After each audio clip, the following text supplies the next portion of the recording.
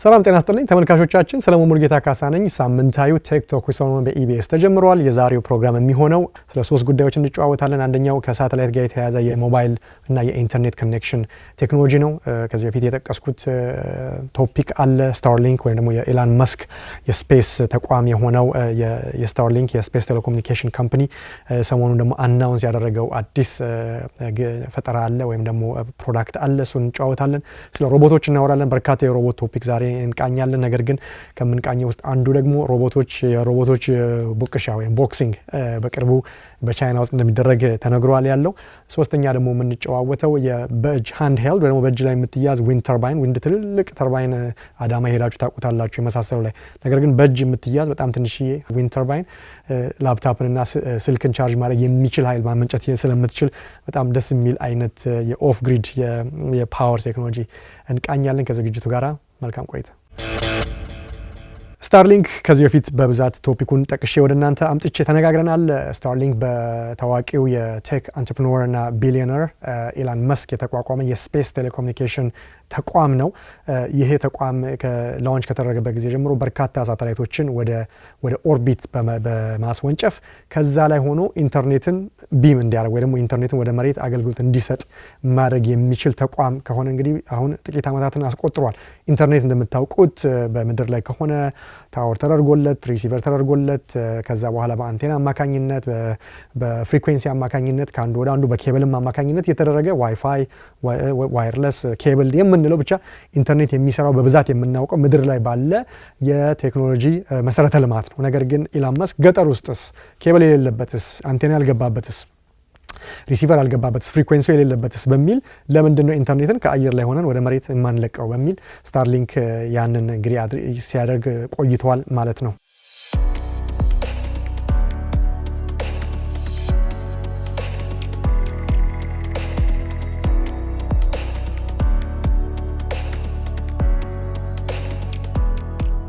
ከዚህ ጋር በተያያዘ እንግዲህ የስታርሊንክ በብዛት ሲሰራ የቆየው በተለይ ኦፍ ግሪድ የምንላቸው የምናውቀው አይነት መሰረተ ልማት የሌለባቸው የዓለማችን ክፍሎች ላይ እነዚህ ሳተላይቶች ኦርቢትን እየተሽከረከሩ ስለሆነ የሚሄዱት ምንም አይነት ቦታ ላይ ኬብል አንቴና የመሳሰለው የሌለበት ላይ ኢንተርኔትን ሰጣለሁ በሚል በክፍያ ያደርጋል። በተለይ እንደዚህ አይነት መሰረተ ልማት የሌለባቸው የአፍሪካ ሀገራት ይህንን አድቫንቴጅ እየወሰዱ ነው የሚገኙት። ናይጄሪያ፣ ኬንያ፣ ሩዋንዳ እና ሌሎችም የተወሰኑ ሀገሮች የዚህ ፕሮግራም ተጠቃሚ ሆነው የኤላን መስክን የስታርሊንክ ሰርቪስ እየተቀበሉ ይገኛል። ሰሞኑን አናውንስ የተደረገው ግን ደግሞ ከእንደዚህ ሁሉ ደግሞ ለየት ያለ የሚመስል ነው። ምንድነው? ኦኬ ኢንተርኔት ነው እየሰጠ ያለው የሳተላይት ኢንተርኔት ይባላል ይሄኛው። ነገር ግን ስልክስ የሚል ደግሞ ተነስቶ ይሄው ተቋም ሰሞኑን አዲስ አናውንስ ያደረገው ነገር አለ። D2C ይባላል፣ ዲሬክት ቱ ሴሉላር የሚባል ነው። አሁንም ሴል ታወሮች አሉ ከተማ ላይ የምታዩት ቴሌኮም ተቋማት ሰርቪስ ሲሰጡ አንቴና ተደርጎ ሴል ታወሮቹ ከዛ ላይ ነው ሴሉላር የተባለው ሴሉላር ሲግናል በማድረግ ከናንተ ስልክ ጋር ካለው ጋር በመነጋገር ስልክ መደወል፣ ጥሪ መቀበል፣ ቴክስት መላክ፣ የሞባይል ዳታም ካስፈለገ የሞባይል ኢንተርኔት የስልክ ኢንተርኔት መጠቀም የሚቻለው ምድር ላይ ባለ መሰረተ ልማት ነው። ነገር ግን የስታርሊንክ ኢንተርኔት ብቻ ከማቀርብ የስልክ ጥሪንና የቴክስት ሜሴጆችን አሁንም ከስፔስ ላይ ሆኜ አገልግሎት ወደ መሬት መልቀቅ መርጨት እችላለሁ በሚል ይሄንኑ ነገር አሳውቋል። ምክንያቱም እጅግ በጣም በርካታ ተጠቃሚዎች በዓለም ላይ ያሉት አሁን ኢንተርኔት የሚጠቀሙ ብቻ ሳይሆን ስልክ የሚጠቀሙ ስልክን ለኢንተርኔትም ለቴክስትም ለኮል የሚጠቀሙ ናቸው። በተለይ ደግሞ በገጠራማ አካባቢ ላይ ያሉ ወገኖች በብዛት የስልክ ፎን ኮል እና ቴክስት እጅግ በጣም ወሳኝ የሆነ ነገር ነው። ይሄን ለማድረግ ግን ሄቪ የሆነ ኢንፍራስትራክቸር እና መሰረተ ልማት ያስፈልጋል፣ ብዙ ወጪ አለው። ይሄንን ለማስተካከል ይመስላል እንግዲህ በተለይ ሴል ታወር እና በጣም በርካታ ነገሮች መሰራት አለበት የስልክ አገልግሎትን በጣም ወደ ጥግ ወይም ወደ ገጠር ወይም እንደዚህ አይነት መሰረተ ልማት ወደ ሌለበት ጋር ለማድረግ መብራትም ይፈልጋል እያለ ብዙ ነገር አለው። ነገር ግን ሰሞኑን ስታርሊንክ አናውንስ ያደረገው ነገር አዲስ የሞባይል ሬቮሉሽን ነው ወይ ደግሞ አብዮት ነው ማለት ነው እና ምናልባትም የሴሉላር ቴሌኮሙኒኬሽን ሂደትን ፎርኤቨር ሊቀይር ይችላል የሚባልም እንግዲህ እይታን እየሰማን ነው የምንገኘው። ይሄን ነገር ኤላን መስክ ተቋም ካስታወቀ በኋላ ስታርሊንክ ማለት ነው የሳተላይት ኢንተርኔት ቬንቸር ነው በዋናነት። ነገር ግን አሁን ስማርትፎኖች ስፔሲፊክ የሆኑ የስማርትፎን ዲዛይኖች መሆን አለባቸው። እነዚህ ስማርትፎኖች አሁን ሴሉላር ታወር በሌለባቸው አካባቢዎች ሃይክ እያደረጋችሁ ተራራ ላይ ብትሆኑ ገጠር ውስጥ ያለ ሰው ቢሆን ስልክ ጥሪን መመለስ ወይም ደግሞ የቴክስት ሜሴጆችን በዚሁ በሳተላይት አማካኝነት አንቴና በሌለበት ስፔሻል ዲቫይስ በሌለበት ምንም አይነት ሲግናል በሌለባቸው ቦታዎች ላይ ልክ ብዙ ጊዜ ስልካችሁ ይዛችሁ ገጠር ስገቡ ሲግናሉ ሎስት ይሆን የለ እንደዛ አይነት ቦታ ላይ የስታርሊንክ ሰርቪስ ይሄን አደርጋለሁ ይሄን ማድረግ ጀምሬያለሁ የሚል ነገር ነው የሰማነው ማለት ነው። በቅርቡ ነው ይሄንን ሰርቪስ ለመስጠት ስፔሻል የሆኑ ሳተላይቶችን አስመንጥቆ ነበረ ስታርሊንክ። ስለዚህ የሳተላይት ኢንተርኔት ፕሮግራም አማካኝነት ነገር ግን ይሄ አዲስ የተጨመረው ሰርቪስ D2C ይባላል። ዲሬክት ቱ ሴል ኦር ዲሬክት ቱ ሴሉላር ይባላል። አዲስ የሆነ የሚገርም አይነት አዲስ ሽፍት በሞባይል ኔትወርክ ላይ አምጥቷል ማለት ነው። ትራዲሽናል ሳተላይት የምናውቃቸው የሳተላይት ፎን አዲስ ነገር አይደለም። በነገራችን ፊልም ላይ አይታችሁ ከሆነ ትልቅ አንቴና መዘው ስፓዮች ሰላዮች ገጠር ቦታ ላይ ወይም ደግሞ ጦርነት ላይ የሚጠቀሙባቸው የሳተላይት ፎን አለ።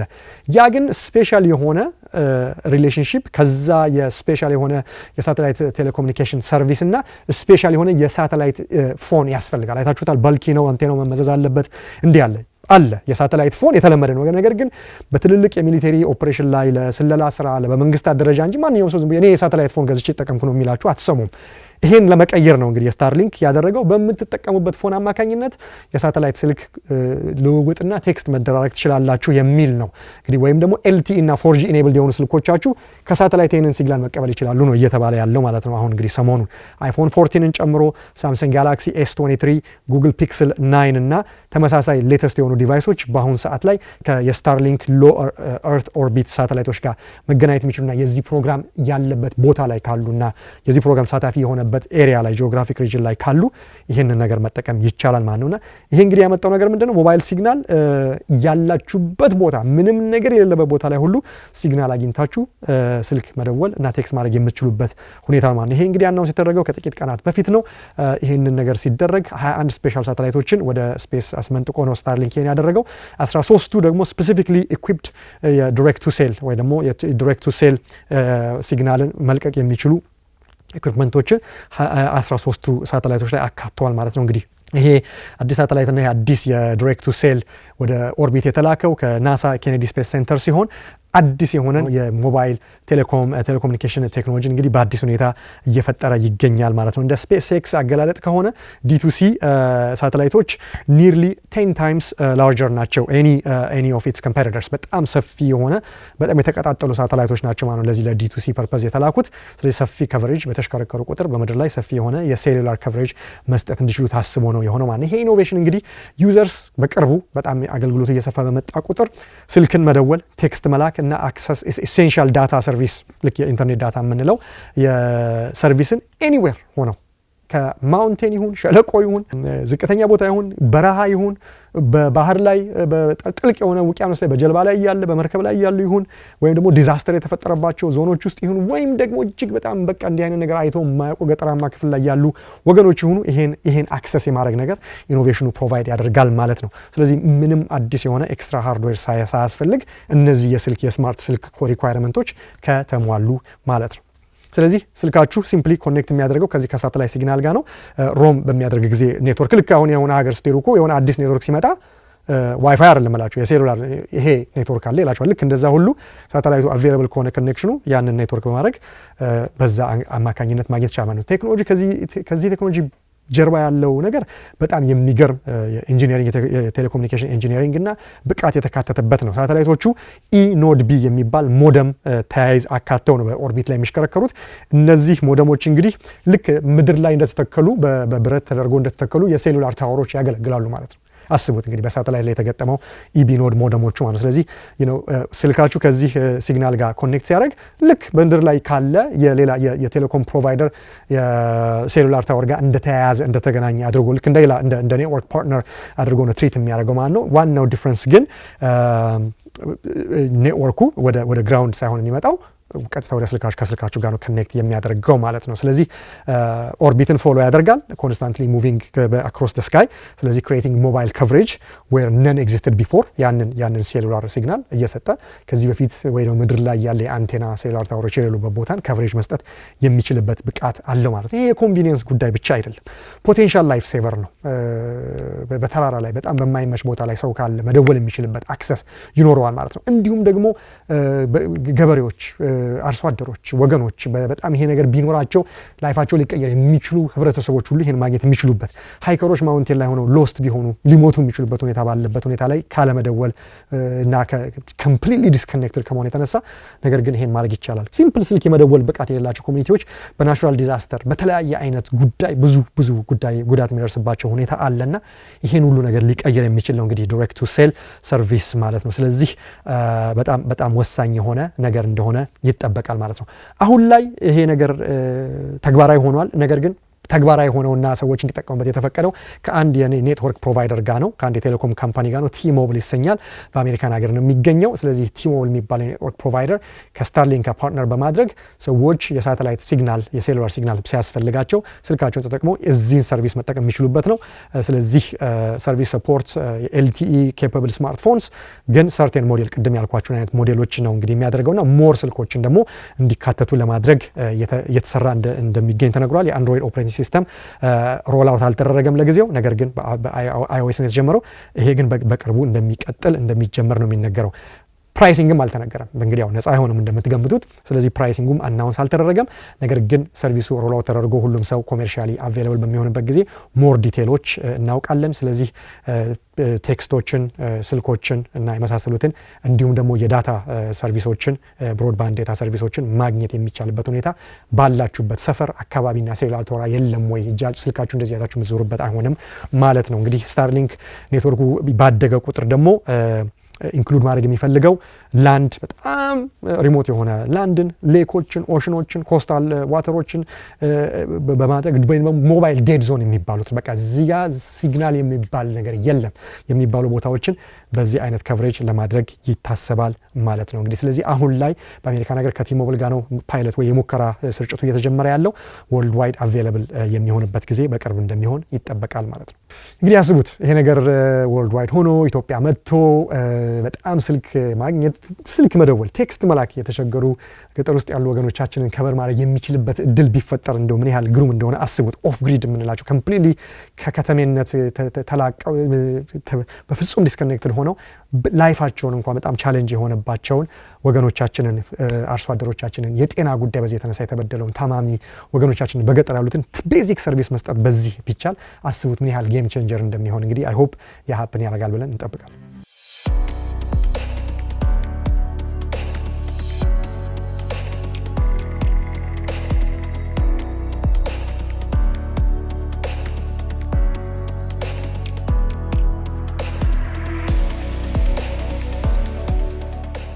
ብዙ ጊዜ ቦክስ የምንወድ ሰዎች አለን። ቦክስ ሰው ሲቧቀስ እናያለን። ትልቅ ጌም ነው፣ የተከበረ ስፖርት ነው፣ የታወቀና ለረጅም ጊዜ የቆየ ነው። ከሰው ልጅ ስልጣኔ ስፖርት የሚባል ነገር ከመጣበት ጊዜ ደግሞ ከግሪካውያን ፍልሚያ ከሁሉም ጨምሮ እስካሁን ድረስ የምናውቀው ነው ቦክስ። ግን ኢማጂን አንድ አፍታ አይ ሰው ብቻ ሳይሆን አሁን ሮቦቶች ቦክስ የሚያደርጉበት ደግሞ ነገር እየመጣ ነው፣ ሊጀመር ነው፣ የሮቦቶች የቦክሲንግ ውድድር ሊጀመር ነው ብላችሁ ምን ትላላችሁ?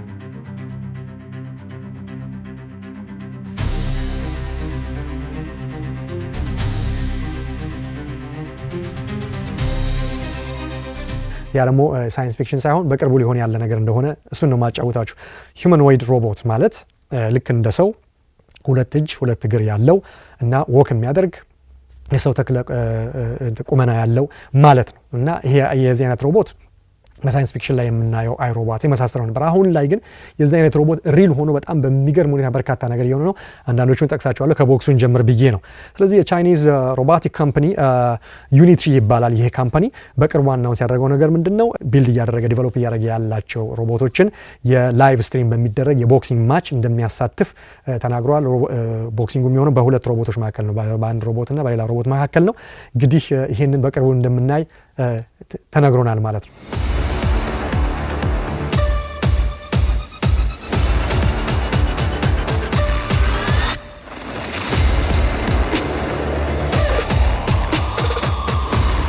ይሄው የሮቦቶች ቡቅሻ የሚጠበቀው በሚቀጥለው ጥቂት ወራት ውስጥ በአንድ ወር ወይም እንደዚህ ውስጥ እንደሆነ ነው ዜናው የሚናገረው። በጣም በርካታ ዲቴይል የተሰጠ የለም። ነገር ግን ይሄንን ለማሳየት የሙከራ ቪዲዮ ተለቋል። ይሄ ቪዲዮ እዚህ ጋር በአኒሜትድ የሆነ በኮምፒውተር ጀነሬት የተደረገ ሳይሆን እውነተኛ የሆኑ ሮቦቶች የሚያደርጉት የቦክስ ሙከራ ነው። ስለዚህ በኢንተርኔት ላይ በጣም በብዛት እየታየ ነው የሚገኘው ማለት ነው። ስለዚህ ይሄ ደግሞ የሚያሳየው ከፈኑ ሮቦት ተቧቀሰ ከሚለው ውጪ ከጀርባው ያለውን ቴክኖሎጂ አፕሪሺየት እንድታደርጉ ነው የሚያደርገው። የኤአይ ድሪቭን የሆነ ሞሽን ኮንትሮል ቴክኖሎጂ ምን ያህል ፈርደር እንደመጣ ምን ያህል ሩቅ እንደተጓዘ የሚያሳይ ነው ማለት ነው። እንግዲህ ይሄው እንግዲህ የሮቦት ፍልሚያ የሚሆነው በዩኒትሪ G1 ሞዴል የሚባል አለ 1.3 ሜትር ቁመት ያለው ቶል የሂዩማኖይድ ሮቦት መካከሉ ሲሆን በአጂሊቲ ወይ ደግሞ በጣም በሚገርም አይነት እንቅስቃሴውና ፍሌክሲቢሊቲው ይታወቃል። ይሄ የሆነ ያለው ሮቦት አቧቅሶ አንደኛውን አሸናፊ ለማለት ሳይሆን በምን ያህል በጣም ልክ እንደሰው ባለ የእንቅስቃሴ የእግር የእጅ የሰውነት እንቅስቃሴ ሮቦቶችን ምን ያህል ፑሽ ማድረግ ምን ያህል መግፋት እንደሚቻል ይሄን ብቃት በማየት ለሪሰርች ፐርፐዝ ነው ይሄ የሚደረገው ማለት ነው። ስለዚህ ይሄው የፕሮሞ ቪዲዮ እንደሚያሳየው እንግዲህ ፋይቱ ምን ሊመስል እንደሚችል ነው የሚያሳየው ማለት ነው። ኢን ዘ ፈርስት ሲን በመጀመሪያው ላይ G1 ሮቦት ስፓርስ ዊዝ የሂውመን ኦፖነንት ጋር ታያላችሁ። ነገር ግን የሮቦቶቹ ሙቭመንት ሞር ሪጂድ እና ስላጊሽ ቢመስልም ከሰው ጋር ሲወዳደር፣ ነገር ግን ከወደቀም በኋላ ከተንገዳገደም በኋላ ሪከቨር የሚያደርግበት ሁኔታ በጣም ወይ ደግሞ ናክዳውን ከሆነ በኋላ ራሱን የሚያነሳበት ሁኔታ በጣም የሚያስገርም። ስለዚህ ይሄው G1 የተባለው ሮቦት ያው ስትራግል ሲያደርግ ታያላችሁ በሂውመን ላይክ ፍሉዲቲ ልክ አንድ ሰው ቦክስ ላይ ያለ በሚኖረው ፍልሚያና ትግልና ያ ሽኩቻ ማለት ነው። ስለዚህ ኢንቬሲቭ የሆነ ማኑቨር አለው። ባላንስ ሪከቨሪው በጣም የሚገርም ነው። ግን የሚያሳየው ያው ክሊርሊ ሶስ ያንን ነገር የምናይበት ሁኔታ ነው። ሁለተኛ ሲን አለው ይሄው ቪዲዮ ላይ የሚያሳየው ደግሞ በጣም በሚገርም አይነት ሁኔታ ሮቦቶች ዳክ እያደረጉ ነው አጌንስት ዋን አናዘር በስነ ስርዓት ሁለት ሰው ሲፋለም ያለውን አይነት ነገር ሁሉ የሚያሳይ ነገር አለው። ኢንትረስቲንግሊ ይሄው ሮቦት እንግዲህ የሚያሳየው በመሃል ደግሞ ስሊክ የሆነ የኩንግ ፉ ስታይል ሙቭ ሲያደርግም ታያላችሁና ይሄ የሮቦቱን ብቃት ለማሳየት ነው የሙቭመንቱን ብቃት ለማሳየት ነውና ዩኒትሪ የተባለው ተቋም እንግዲህ በዚህ ሂደት ውስጥ ማሳየት የሚፈልገው ለሪሰርች ፐርፐዝ ሮቦቶቹ ምን ያህል ገፍቶ ምን ያህል ብቃት ያለው ሮቦት እየገነባ እንዳለና ይሄም ነገር በርካታ የሆነ ዲግሪ ኦፍ ስታይል ይባላል ወይም ሙቭመንት ያንን ማድረግ የሚችልበት ሌቭል ላይ እንደደረሰ በኤአይም በታገዘ ሁኔታ የሚያሳይ ነው ማለት ነው። እንግዲህ ቦክሱ ከመጣ በኋላ እንግዲህ የእውነተኛውን ቦክስ ሲለቀቅ አብረን የምናየው ይሆናል።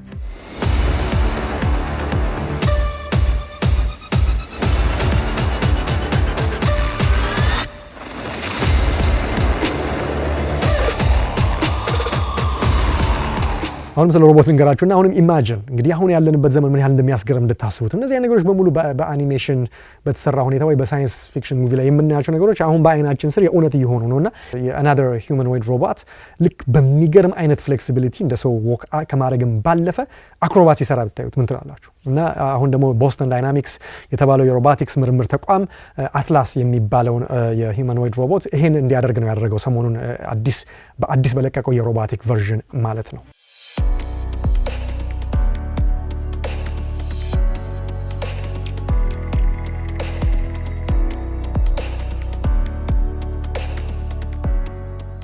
ስለ አትላስ በርካታ ጊዜ ነግሬያችኋለሁ። አናጺ ሲያግዝ የኮንስትራክሽን ዕቃ ሲያመላልስ ከትልቅ ስቴፕ ላይ ዘሎ ሲወርድ ሱሱን ሁሉ አሳይቻችኋለሁ። ይሄኛው ግን የዚህኛው አትላስ አሁን ደግሞ ሰሞኑን ሪሊዝ የተደረገው ቨርዥን ግን በጣም የሚገርመው ፍሌክሲቢሊቲው ነው። እጅግ በጣም የሰው በሚመስል ሁኔታ የሚያደርገው እንቅስቃሴ እውነት አይመስልም፣ አስገራሚ ነው።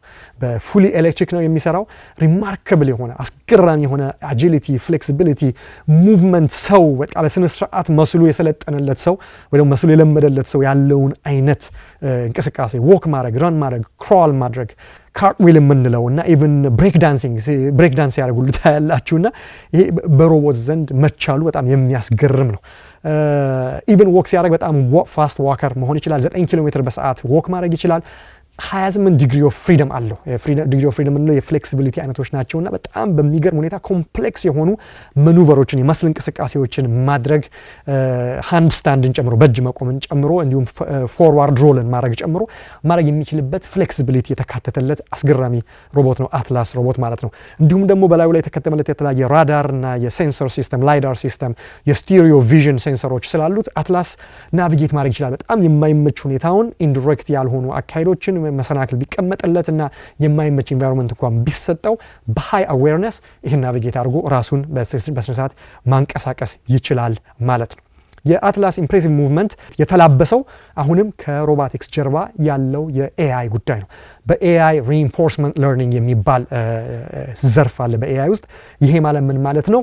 ሮቦቶች ወይም ደግሞ የኤአይ ሞዴል ነገሮችን የሚማረው በትራያል ኤንድ ኤረር ማለት ነው። ይወድቃል፣ ይነሳል፣ ከዛ ያን ሙቭ ያስተካክላል። ልክ አትሌትን እንደምታሰለጥኑት ማለት ነው። አትሌት ወድቆ ተሰብሮ ተጋግጦ ነው አይደል?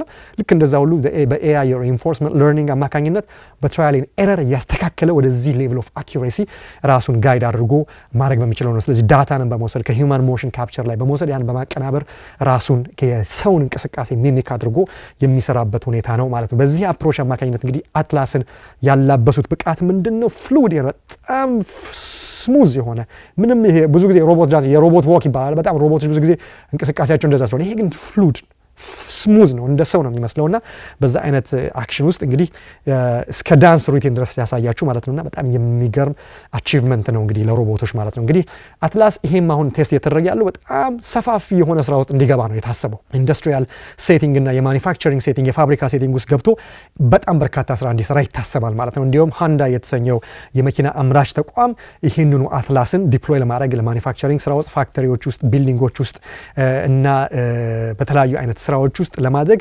ከቦስተን ዳይናሚክስ ጋር በመተባበር ወደ ስራ ውስጥ እንዲገባ ለማድረግ እንግዲህ እንቅስቃሴ ሁሉ የተጀመረበት ሁኔታ አለ ማለት ነው።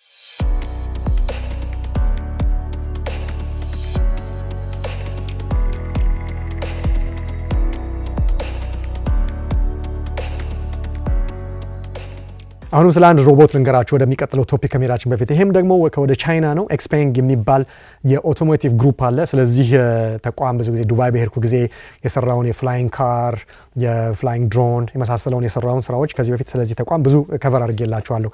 ዛሬ የማሳያችሁ ደግሞ ይሄው ተቋም ደግሞ ወደ ሮቦቲክስ ውስጥ ገብቷልና ከዚህ ጋር በተያያዘ የሰራውን ሮቦት ነው የማሳያችሁ ማለት ነው።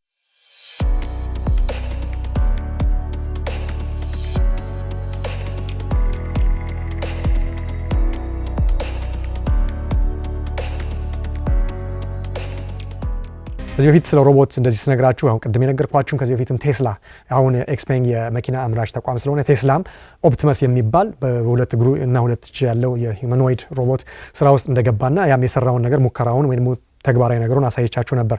አሁን ደግሞ የቻይናው ኤክስፔንግ አሁንም የሰራው ደግሞ በጣም በሚገርም ሁኔታ አይረን የተሰኘ ሮቦት በዚሁ ተቋም ተሰርቶ በጣም በሚያስደንቅ ሁኔታ በርካታ ነገሮችን አድቫንስድ የሆነ ስኪል ያለውን ነገር ነው እንግዲህ አናውንስ ያደረጉት ማለት ነው። ይሄው አይረን የተሰኘው የሂውማኖይድ ሮቦት እንግዲህ ሌተስት ፕሮዳክቱ አሁን ሰሞኑን የታየው አርቲፊሻል ኢንተለጀንስን አሁንም በማካተት በጣም የሚያስገርም እንደሰው ያለ ሞቢሊቲ እና አድቫንስድ የኦቶሞቲቭ ቴክኖሎጂ ተካቶለታል። በተለይ ደግሞ ይሄኛው የታሰበው ፋብሪካ ውስጥ ላለ የማኒፋክቸሪንግ ስራ ነው እንግዲህ እየተሰራ ያለው ማለት ነው። ቁመቱ አንድ አቨሬጅ ወንድ ያለው ወይ አንድ ሰው ያለው ቁመት ነው 1 ሜትር ከ76 70 ኪሎ ግራም ይመዝናል ማለት ነው። ይሄም አቨሬጅ የሆነ ሰው ያለው ኪሎ ሊሆን የሚችል ነው ማለት ነው። ስለዚህ ዩዚንግ አፕ 60 ያህል መገጣጠሚያዎች አሉት ማለት ነው። 200 ዲግሪ ኦፍ ፍሪደም አለው ይሄኛው እንግዲህ አስቡት 60 ጆይንቶች ተደርገውለት 200 ዲግሪ ኦፍ ፍሪደም አለው እና እንዲሁም 22 ዲግሪ ኢን ሃንድ ሙቭመንት ብቻ የእጁ ሙቭመንት ብቻ። አሁን እኛ ከዚህ 360 ዲግሪ ማዞር አንችልም አይደል? ይሄኛው 360 ዲግሪ ይዞራል። በጣም የሰው እንኳን መስልና ጆይንት ማድረግ የማይችላቸው ሙቭመንቶች ሁሉ ተካተውለታል ማለት ነው። ለአኩሬት ለሆነ ኦብጀክት ሃንድሊንግ ማለት ነው። በውስጡ የተገጠመለት ይሄው ቺፕ እንግዲህ በዚሁ በኤክስፔንግ ተቋም የተሰራ ነው። በዚህ ሮቦት ውስጥ የተገጠመው የኤአይ ቺፕ ይሄን ሁሉ ማድረግ የሚችልበት 3 ትሪሊየን ኦፕሬሽን ፐር ሰከንድ ማከናወን ይችላል። ቶፕስ ይባላል በመጻፍ ቃሉ። ይሄ ማለት እንግዲህ አንድ ኤኒ ሱፐር ኮምፒውተር ያለውን ፐርፎርማንስ ሌቭል በአንዱ ኮምፒውተር ውስጥ አለ ማለት። ስለዚህ ፓወርፉል የሆነ ኢንጂንም ከበስተጀርባው አለው። እንዲሁም ደግሞ ቪዥኑ በጣም የሚገርመው ልክ አሁን እኛ ቪዥን ሲባል ያው 180 ዲግሪ እያለ ይዞራል አይደል? 360 ዲግሪ የሚባለው አንድ ሰው ቪዥን ያለው በሙሉ ማየት ቢችል ነው። እንግዲህ ሰው የሚያየው እንግዲህ ምን ያህል እንደሆነ ይለካና ይሄን ያህል ዲግሪ ነው ቪዥን ይባላል። 180 የምናየው አይመስለኝም እኛ ከዛ ያነሰ ይመስለኛል። የአይረን የቪዥን 720 ዲግሪ ነው። ስለዚህ በሚገርም አይነት ኢግል አይ በሆነ ቪዥን መልታይ ዲሜንሽናል የሆነ ቪዥዋል ብቃት ስላለው እንግዲህ ሱፒሪየር የሆነ ኢንቫይሮንመንታል አዌርነስ ትሩ አን ኤአይ ኮር ሲስተም እና አይደንቲካል በሆነው የኤክስፔንግ የኦቶኖመስ ቬሂክሎች ላይ ወይ ደግሞ ሰው አልባ መኪናዎች ላይ ያለው አይነት አዌርነስ እንዲኖረው ተደርጎ ነው የተካተተለት ማለት ነው። ስለዚህ ሮቦቲክ ቴክኖሎጂን ስማርት ሞቢሊቲን እንዲሁም ደግሞ በሲንግል ኢንተርፌስ አማካኝነት በዚህ ሮቦት ላይ የምናየው ብቃት ነው ማለት ነው። የኤክስፔንግ የኤሌክትሪክ ቬሂክል ኦፕሬሽናል ፓርቶቹም እና የፕሮዳክሽን ላይ ነው መኪና ሲያመርቱ ይህንን ሮቦት ኦልሬዲ መጠቀም እንደጀመሩ ነው እንግዲህ የተነገረው። ስለዚህ አክቲቭ ኮምፖነንት በማቅረብ እንዲሁም ደግሞ ኤክስፐሪመንታል ስታተስም አልፎ ከሙከራም አልፎ ፋብሪካዎቻቸው መኪናዎቻቸው መገጣጠሚያ ላይ ስራ እያገዛቸው እንደሆነ ነው እንግዲህ ኦልሬዲ እያየን ያለ ነው፣ በዜናም እየተነገረ ያለው ማለት ነው። ስለዚህ ይሄው ኤክስፔንግ የተሰኘው ተቋም አይረንን እንዲሁም መልቲፕል ለሆኑ ኢንዱስትሪዎች ከመኪና መገጣጠሚያም ውጪ ለሪቴል፣ ለኦፊስ ስፔሶች ከፋብሪካ ሴቲንግ ውጪ ሬዚደንሻል ኤሪያዎች ላይ ለጥበቃ፣ ለኬር ቴኪንግ፣ ለባለሟልነት ሁሉ ለመጠቀም በጣም በርካታ ዩዝ ኬሶችን በማድረግ በጣም ከፍተኛ የሆነ ሙከራና ሂደት ላይ ሪሰርች ላይ ይገኛል ማለት ነው። እንግዲህ ኮምፒቲሽኑ በጣም ሰፊ የሆነ እንደሆነ እንግዲህ ታያላችሁ። የሮቦት ጉዳይ የሂውማኖይድ ሮቦት ጉዳይ ከሙከራ ከሳይንስ ፊክሽን ወጥቶ ወደ ፕራክቲካል ነገር እየገባ ነው። የቴስላ ኦፕቲመስ ትልቁ ተፎካካሪ እንደሚሆን ይጠበቃል ኤክስፔንግ። ነገር ግን ሌሎች ቦስተን ዳይናሚክስም አትላስ አለ፣ ሌሎችም በርካታ የሮቦት ተቋማት ቻይና ውስጥ የሚገራርሙ የሮቦት ተቋማቶች አሉ፣ የሮቦቲክስ ተቋማቶች። ስለዚህ ፍክክሩ እያየለ ስለሚሄድ በርካታ ሮቦቶች የዚህ አይነት ሮቦቶች ስለሚኖሩ ዋጋቸውም እየቀነሰ ሄዶ የኮሜርሻል ዩዝ ላይ በብዛት የምናይበት ጊዜ ሩቅ እኔ አይመስለኝም። የሮቦቱ ፐርፎርማንስ ከቴክኖሎጂ ጋር ኢንቴግሬሽን እና ሜጀር ከሆነ አድቫንስመንት ጋር እንግዲህ የሚያሳየው የስማርት ሞቢሊቲ ሲስተም እና የሮቦቲክስ በሰው ልጆች ውስጥ ገብቶ የማገዝ እና በእኛ ህይወት ውስጥ የመገኘታቸው ነገር በጣም የቅርብ ርቀት ላይ ያለ ነገር እንደሆነ የሚያሳይ ነው ማለት ነው።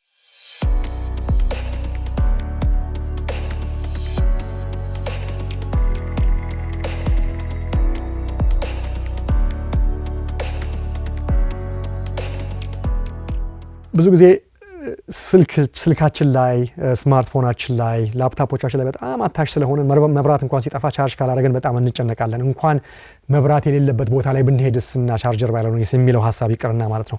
እና እንዲህ ያለ ነገር ሪላብል የሆነ ፖርት ለዛ ነው አሁን የፓወር ፓኮች አሉን አይደለም፣ ይዘን እንገዛለን፣ ጁስ አድርገን ቻርጅ አድርገን ከሱ ላይ እንሰካለን፣ እሱም ያልቃል፣ እሱን ለመሰካት መሄድ አለብን። እንዲህ አይነት ነገሮች በብዛት እናደርጋለን። ምክንያቱም ያለንበት ዘመን የዲጂታል ዘመን ስለሆነ ሁሉ ነገራችን ላይፋችንም ስራችንም ብዙ ነገራችን የተያያዘው ከሞባይል ዲቫይሶቻችንና ከላፕቶፖቻችን ጋር ነው። ስለዚህ ይሄ ነገር በጣም ሲሪየስ ነው። ይሄንን ያየ አንድ ስታርታፕ ተቋም መፍትሄ አለኝ ብሎ መጥቷል።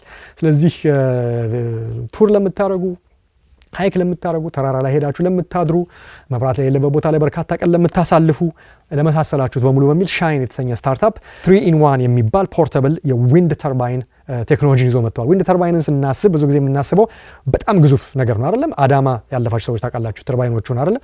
በጣም ግዙፍ ናቸው። ብሌዱ ቁመቱ 100 ምናምን ሜትር ሊሆን ይችላል።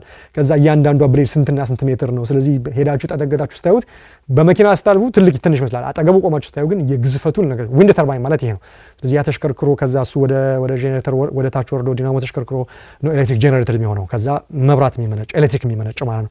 እቺን ነገር በእጃቸው ላይ ማስቀመጥ የሚል ተቋም ነው የመጣው። እንግዲህ በጣም የሚገርም ቴክኖሎጂ ነው። ስለዚህ እቺ ፖርተብል የሆነች በጣም ትንሽዬ ስታጣጥፏት 1 ሊትር የሚይዝ የውሃ ጠርሙስ ፕላስቲክ ጠርሙስን የምታክል ነገር ስትዘረጋጋ ደግሞ ከነማቆሚያው ከነምኗ ትንሽ ቁመት ያላትን ነገር ነው እንግዲህ ያመጣው። ስለዚህ ሪኒዌብል ነው፣ ምንም አይነት ኤሌክትሪክ ሶርስ አያስፈልግም። እሷን ዘረጋግታችሁ በቂ የሆነ ንፋስ እስካገኛችሁ ድረስ ኢነፍ ኤሌክትሪሲቲ ጄኔሬት አድርጋ ስልካችሁን በ17 ደቂቃ ሙሉ ቻርጅ ማድረግ፣ ላፕታፓችሁን ደግሞ እስከ 2 ሰዓት ድረስ ቻርጅ ማድረግ የሚችልበትን ለኢመርጀንሲ ፐርፐዝ ኤሌክትሪክ ነገርን ሌሎችም ነገሮችን መጠቀም የምትችሉበትን ነገር ነው ያመጣው ማለት ነውና ፎልድ ማድረግ ይችላል። ኮምፓክት ሳይዝ ነው የሚሆነው። ቅድም እንዳልኳችሁ 1 ሊትር ቦትል በሚያክል ነገር ስለምትሆን ትንሽ ቦርሳ ውስጥ ይዛችሁ መንቀሳቀስ ይችላላችሁ።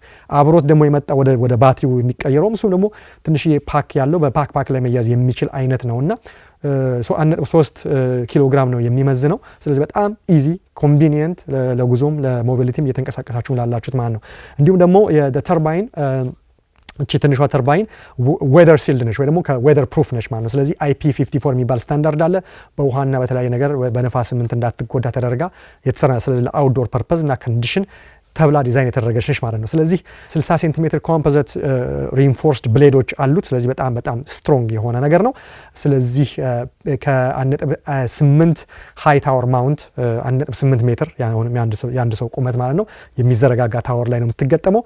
ይሄን ካደረጋችሁ በጣም በሚገርም ሁኔታ ኢንቴግሬትድ በሆነ ሁኔታ ስራ ይሰራል። ስለዚህ ይሄው ተርባይን ዊንድ ተርባይን አላይን የሚያደርገው ደግሞ ከዊንድ ጋር ነው። ራሱን ተከትሎ ንፋስ ወደ ነፈሰበት ራሱን ማድረግ የሚችልበት ነው። ስለዚህ ጥሩ ንፋስ ካገኘ ማለትም እስከ 45 ኪሎ ሜትር በሰዓት 45 ኪሎ ሜትር ፐር አወር ዊንድ ካገኘ 50 ዋት ኦፍ ፓወር ያህል ማመንጨት ይችላል ማለት ነው። ቅድም እንዳልኳችሁ ይሄ ፓወር ትንሽ ፓወር አይደለም ማለቴ በዚህ ለምታክል ነገር ማለት ነው ከንፋስ ላይ ኤሌክትሪክ መዝገን ማለት ነው አይደለም። ስለዚህ 50 ዋት ማለት ምን ማለት ነው? አንድን ስማርትፎን በ17 ደቂቃ ውስጥ ቻርጅ ማድረግ የሚችልበት ወይም ደግሞ አንድን ላፕቶፕ በ2 ሰዓት ውስጥ ቻርጅ ማድረግ የሚችልበት ማለት ነው።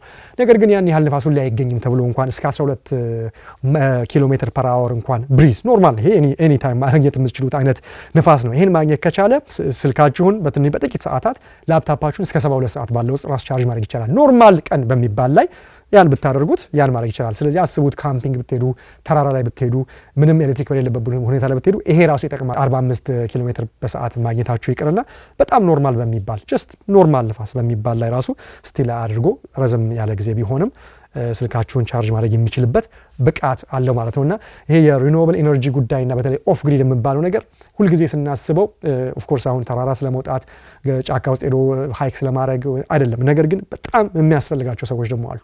በጣም የገጠር ውስጥ ያሉ የኢመርጀንሲ ስራ ላይ የተሰማሩ የጤና ባለሙያዎች እና በርካታ አሉና እንደዚህ አይነቱ ዲቫይስ እና እንደዚህ አይነት የመሳሰሉ ሚኒ ኦፍ ግሪድ ነገሮች በብዛት ይሄ የሚያስፈልጋቸው ሰዎች ላይ መቀመጥ ቢችል በርካታ ላይፍ ነው ያቀላል። እኛ ሁልጊዜ ስልክ ስላለን መብራት ስላለን ቻርጅ ስለምና ኢንተርኔት ስላለን ጥቅሙ የምንጠቀምበት ነገር ብዙ ነገር ለማይረባ ነገር ስለሚሆን ጥቅሙ አይታየንም። ነገር ግን የስልክ ጉዳይ፣ የቴክስት ጉዳይ፣ ኤሌክትሪክ የማግኘት ጉዳይ የላይፍ የሞትና የህይወት ሽረት የሆነባቸው በርካታ ሰዎች አሉ። የላይፍ የድህነትና ደህና ኑሮ የመኖር ጉዳይ የሆነባቸው በርካታ ወገኖች በተለያየ ዓለም ላይ ተበትነው ያሉ በሀገራችንም እንደዚሁ በብዛትና ያለው ቴክኖሎጂ ጥሩ ነው ያነቃቃል ብዬም ስላሰብኩ ነው ለእናንተ ያመጣሁት ማለት ነው።